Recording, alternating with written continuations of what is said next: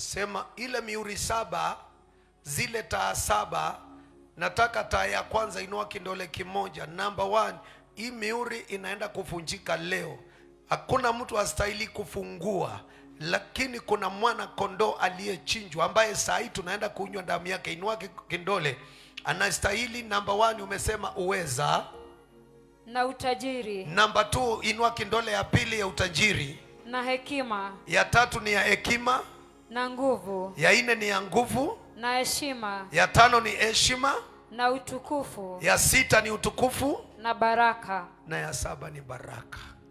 I prophesy, unapokwenda kunywa damu ya mwanakondoo, mihuri saba inaenda kufunguka. Hizo vidole saba umeweka, kuna kindole cha baraka, kuna cha utajiri, kuna cha hekima. Hizo ni mihuri saba ambao Mungu aliniambia leo zinakuja kufunguka. Kuna muhuri wa utajiri, kuna wa baraka, kuna wa hekima, kuna kitu ambacho umekuja ukitafuta. Na leo ile mihuri saba Yohana alionyeshwa. Leo mwanakondoo ambaye tunapokea damu yake, umeinua vidole saba. Ninataka kuomba Baba, katika jina la Yesu Kristo, kupitia kwa vidole saba, mihuri saba ikafunguliwe katika maisha yetu kupitia kwa uwezo ulio katika damu ya Yesu Kristo. Mambo masaba ambao wanasema tusilie, kwa maana mwanakondoo anastahili na alichinjwa, damu yake leo tunaenda kuipokea.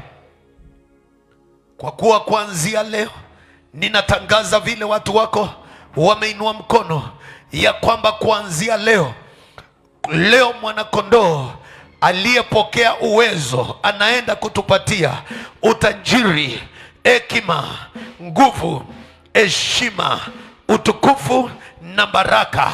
Baba, leo we receive power, we receive riches, we receive wisdom, we receive strength, we receive honor, we receive glory, and we receive blessings.